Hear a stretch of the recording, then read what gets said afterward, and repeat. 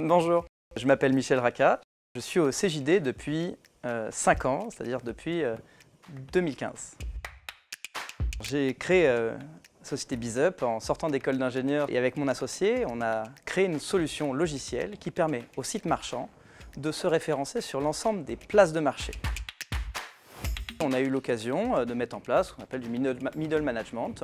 Donc, c'est des managers intermédiaires qui s'occupent d'encadrer les équipes.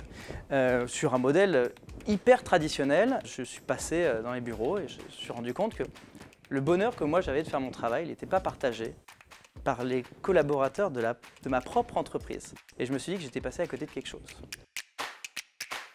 Moi, je suis parti d'une volonté de me dire peut-on retirer le manager? Qui est plus à même de prendre les décisions que les gens qui exercent eux-mêmes leur rôle? Et la première phase, c'était vraiment de cartographier et de partager le rôle du manager. L'idée, ça a été de distribuer toutes ces responsabilités, donc créer différents rôles et les distribuer au sein de l'équipe. Les gens voient aussi le potentiel qu'ils peuvent avoir en disant voilà, demain, j'aimerais apprendre à avoir exercé tel rôle d'expertise technique. Donc voilà le chemin que je dois prendre pour exercer. Ça matérialise davantage les choses.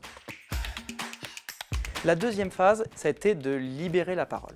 Et rien que le fait d'avoir mis des mots sur les difficultés du quotidien, on avait déjà fait un énorme pas par rapport à la situation. En discutant un petit peu au CJD, j'ai découvert qu'il y avait des méthodes, une boîte à outils, toute faite pour concrètement aller vers la libération d'une organisation.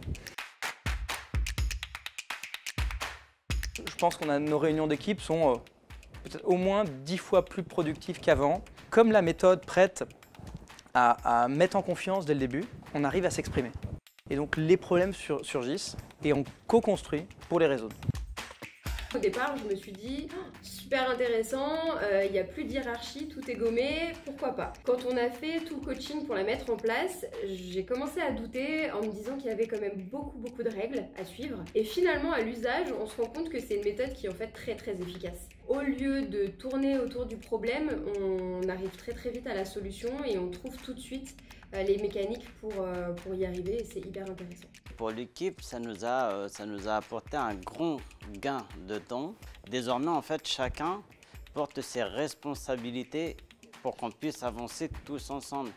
Et d'un autre côté, ça nous a permis, en fait, ça nous a facilité le transfert de connaissances entre les anciens qui étaient là depuis plusieurs années et le nouveau qui vient tout juste d'arriver.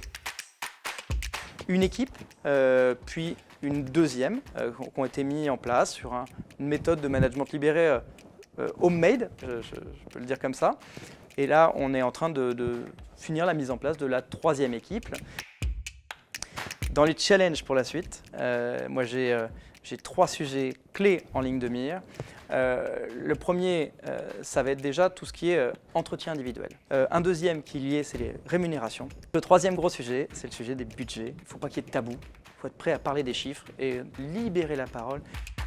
Pour les équipes qui ont vécu ce processus, eux-mêmes ont dit que c'était la plus belle réussite de leur année précédente, au-delà du résultat de leur travail, c'est leur capacité à collaborer. C'est ce climat de confiance qui est générateur d'efficacité au quotidien.